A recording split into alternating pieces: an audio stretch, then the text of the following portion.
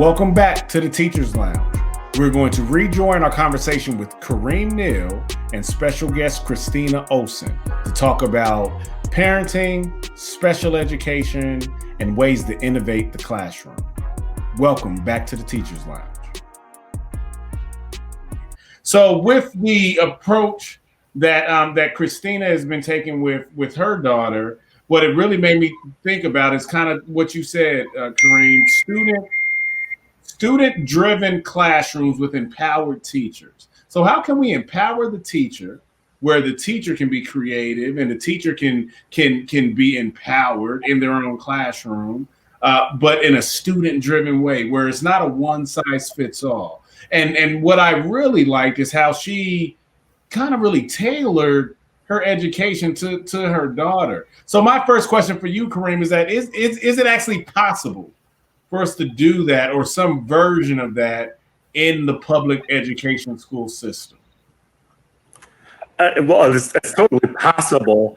It's just that, there's not enough kind of IEP teams and parents who are just like, no, I can't do standard no matter what you say. Because what will happen a lot of times, and don't tell my district, I'm saying is what will happen a lot of times is districts will still make it seem to parents that they don't have other options, right? And you probably went through that a little bit. But there are. And I've seen it mostly with the parents who are just like, it's not working, so I'm gonna just keep fighting and fighting and fighting and fighting. And I've hold 6 IEP meetings in one school year. CPS got involved with the school system. It was so out of control. You as a parent have to fight for your special needs child. Yes. And it doesn't mean just because you're fighting, the school is horrible or wrong. It just means that for your child, it is not the right basis. And autistic kids are hard to teach, and they are not the standard way of teaching. And it is not a molded teaching environment for autistic kids. That's why they're a puzzle piece. They are all different. They are not the same. My child's autism is not the next person's autism. And what she lacks in, other autistic kids excel in, and what she excels in, other autistic kids suck in. It's just, that's how the cookie crumbles with autism. Go ahead, Kareem. I think there was something you were trying to chime in there. So, the times I've seen it happen, have been with parents who, were really strong advocates and they didn't just kind of, because I think a lot of people think, okay, I went to the classroom teacher, they didn't make it work for me. I went to the special education director at that school, it didn't work for me. I went to the principal, it didn't work. I went to the district office. If it doesn't work there, that's usually the end of the line. But there's a lot of parents who are like, nah, I'm still go again, right? And those are the ones who do find more tailored ways. And that's why I said, I'm hoping we come out of this interesting way of teaching that we're doing right now with a more flexible mindset overall, right? So I've been fortunate in that, because one of the things that you mentioned earlier, you were talking about there's classes and behaviors are happening, and whilst your kid's coming home looking roughed up or whatever the case may be. And one of the things that's not happening in my classroom, hasn't been happening in my classroom for about 15 years, is behavior problems aren't happening like that. And so kids are coming back fine, because when a teacher is just like, I'm not stressed, we have this beautiful classroom community. So I've had parents, though, who were still just like, yeah, the way you teach Mr. Neal isn't for me. What can we do? And we start working around that. But because I'm not, if you could talk to some teacher and they're like, look, I got kids rolling on the ground, I got kids here. You could tell me all you want, it's never going to change. Whereas with me, it's like, oh, okay, we got time, we got space. My class is very, very calm. And so we can work things out. And so I've usually been able to work with them. But there's even a parent who I'm super, super tight with, who was just like, you're not getting it done the way I need to the way my student needs it. And she was one of those, she fought, and I kind of helped her. And she messed around and kind of got a different kind of therapeutical approach and an academic approach, and that worked for her. And I say, we all should kind of be fighting with them. If someone says to me, Kareem, the way you teach and the way your classroom structure is just not the one for my kid. Maybe my kid needs to be wilder. They need to be running around more, whatever.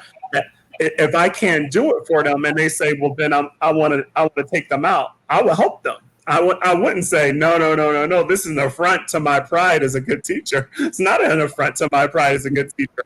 I want your student to also be awesome and do the best they can, and have the best teacher for them. Like she said, it doesn't come in the same, because I typically have a decent amount of students who have autism, and I know that world too. Like, I mean, I've had a couple kids with autism who like to hug all the time, and that's not a typical autistic thing, right?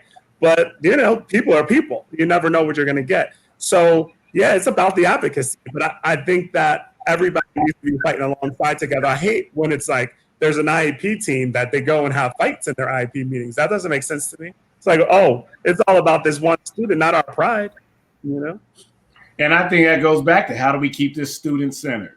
Like, nobody take any of this personal. This is about what's best for this kid, and we need to have a student-centered education approach. So I think it's great. I think teachers need to check the pride and ego, but I also think parents need to check pride and ego, because sometimes parents' pride and ego can have them keeping their kids in a classroom or in an environment longer than they should, when they know that environment isn't working for them, and it prevents them from seeking the right environment for their child. But then also there are limitations. Sometimes a parent is working multiple jobs, and the school and they need their kid to go to the neighborhood school, and they can't afford to take their kid to find another school that fits. So there's challenges, and I just hope that this moment produces an evolution in this approach, in this dialogue, where more students can win. I think that's important. Christina, I want to thank you. Kareem, I got a couple more questions for you, but Christina, I want to thank you for hopping on here and chatting with us. And I think what you're doing with your daughter is amazing. I think the fact that how you've advocated and you've fought to find the environments that work for her is going to produce great fruit for both of you. So I think you're a model parent, and a lot of us can applaud your approach. So thanks for joining us this evening. Thank you. Nice meeting you, Christina. Nice meeting you.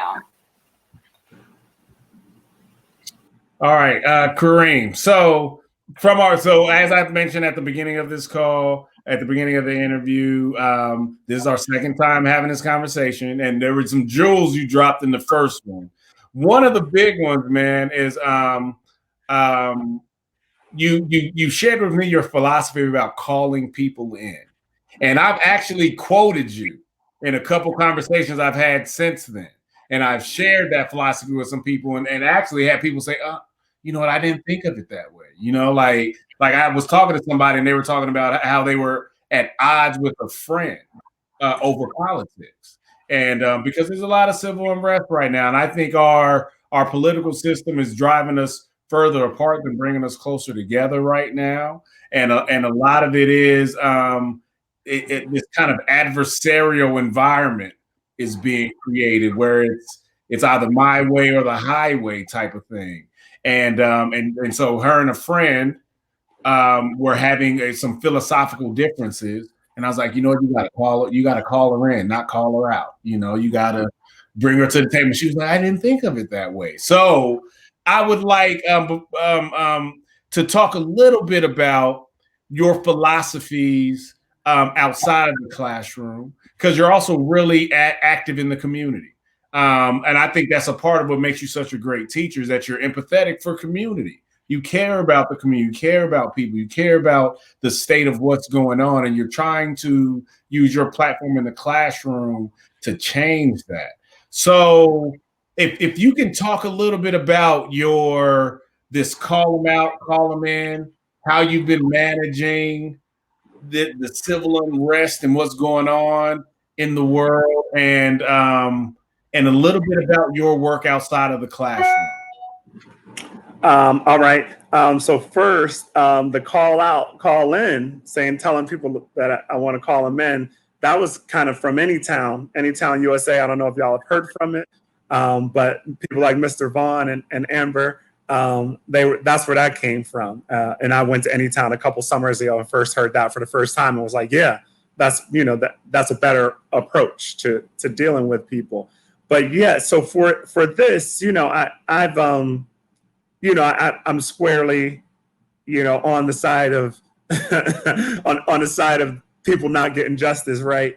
And so I tend to try my best to not have too many conversations with people I don't know first, right? For the self-care aspect of it, because online you tend to run into a lot of people who disagree with you, no matter what side of things you're on, and you find yourself arguing with strangers, and that doesn't make much sense.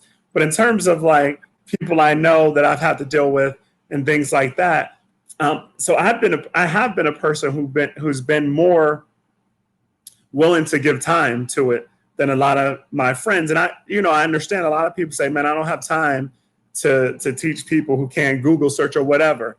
But I always say, I feel like I'm better than Google, man. I feel like if some person comes in, I know one thing that was happening a lot with everything with, George Floyd, Breonna Taylor and things like that, is that there was a decent amount of white folks who were saying, what can I do to like be an ally? What can I do to advocate? And, they were asking Black people because they heard they should, right? It was like, oh, it's time to center Black voices and things like that. And they were doing it and they were getting heat from it. Black people was like, I don't got time to educate you, do a Google search or whatever. Some people were saying. And the funny thing was a lot of time it wasn't Black people. It was their friends who were, their white friends who were saying, hey, other white folk, go do a Google. But for me, it was like, no. I feel like I have the best chance of actually being able to talk to a person, explain to a person who is a potential, ally in the fight, a potential advocate. I feel like I have a better chance than just them having knowledge, right? It's just, you can read something, but if somebody is there to then kind of supplement that reading, that's what you always want, right? So in school, it's not like I just say, oh, this is the reading for my students, and then we're out. We typically supplement it. And usually the best thing you can do to supplement is some real life thing, right? Like I was talking to my friends the other day, and it was like, I taught a lesson from New York, and we had done an earlier lesson on like the World Trade Center and the new I think it's called Tower One. And I went there and like, because we're virtual just and showed it to my students and things like that. And those kinds of things work better, right? And it's the same concept, man. Like I've talked to a lot of people who are just like, I'm confused. I know that I want to say Black people need to stop being killed by police, and it's not okay what's happening. Why is Breonna Taylor not getting justice and things like that? I know that, but then I don't know what to say to my friends. And I'm like, well, the best I think is better to talk to a person, right? An person. So I can say, oh, these are my experiences. These are the kinds of conversations I had. So I'm all here. I mean, I am, if you are saying I'm a potential ally and I just need a step in the right direction, I was like, oh, I'll be that step then for you. I got time. Like I got time for that.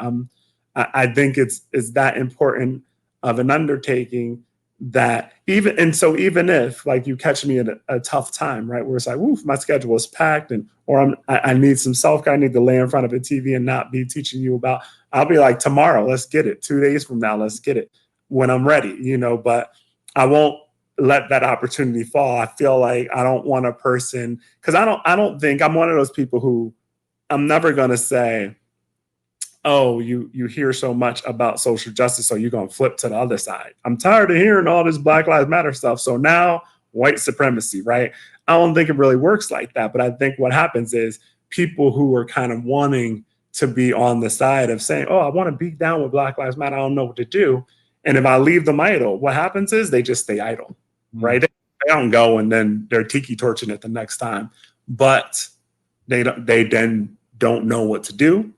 So they just, then they go about their regular lives, maybe wanting to do it and not knowing how to ever do it. So for me, I think it's important for all the people out there who are doing the work to find a little bit of time, because I do think that's part of the work. I know it shouldn't rest only on our shoulders, but I think as individuals, if you can make time for something, make time for that. Amazing. Kareem, my brother, man, you're you're a testament to the profession. I'm glad that my high school has you there. I think Maryville is lucky, man. I feel I'm lucky to have you connected to my community. You truly are a blessing, man, and I just want you to know that.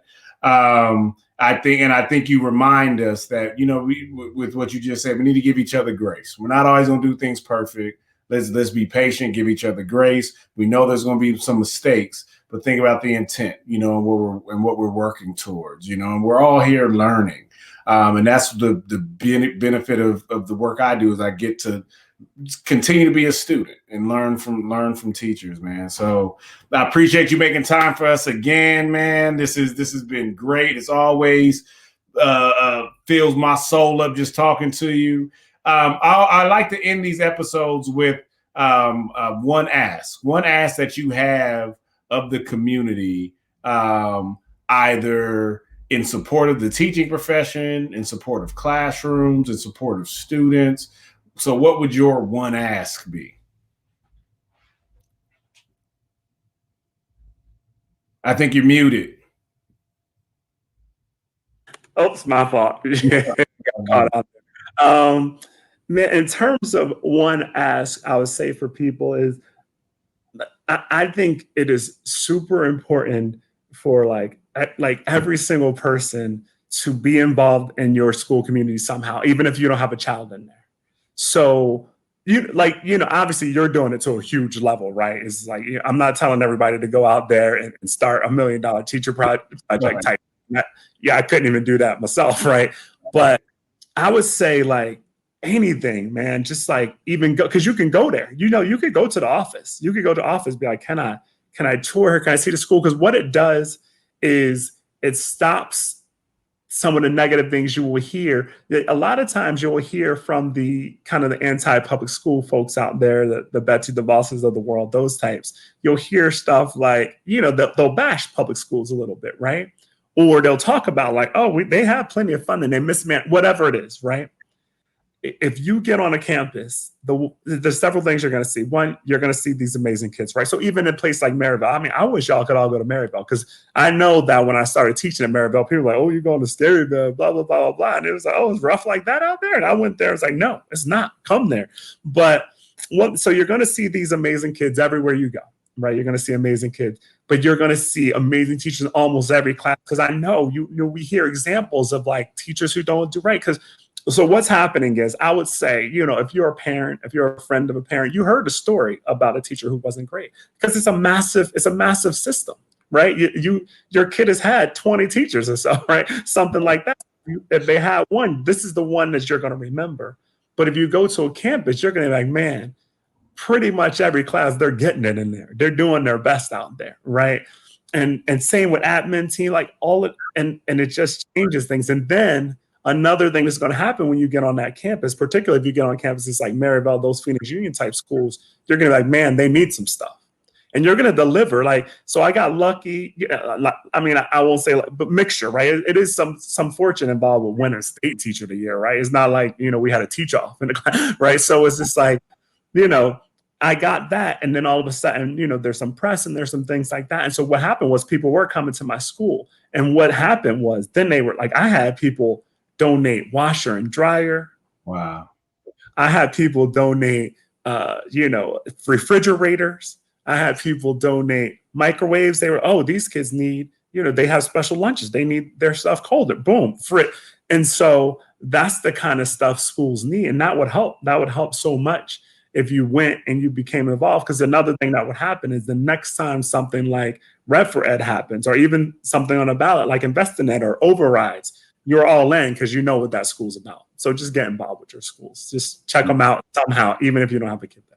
Yes, indeed. And my one ask for the community is to take this time in the midst of this pandemic, COVID-19, to really start challenging the status quo of how education is currently delivered. You know, there's our time to start thinking about, how do we innovate? How do we get creative? And I love the idea of creating classrooms that are with empowered teachers driven by students, so think about how we can get there. Kareem, thank you, man. Again, I appreciate you. Practice some self-care. I hope you got a good binge watch or something that you're gonna watch that you're doing right now. But you deserve it, man. Thanks for joining us, man, and I'll talk to you soon. Thanks for having me, brother. Take it easy. Peace.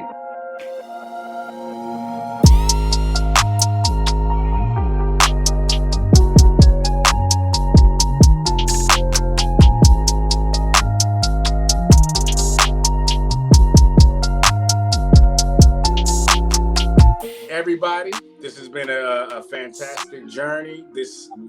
Our first season of the Teachers Lounge is in the books.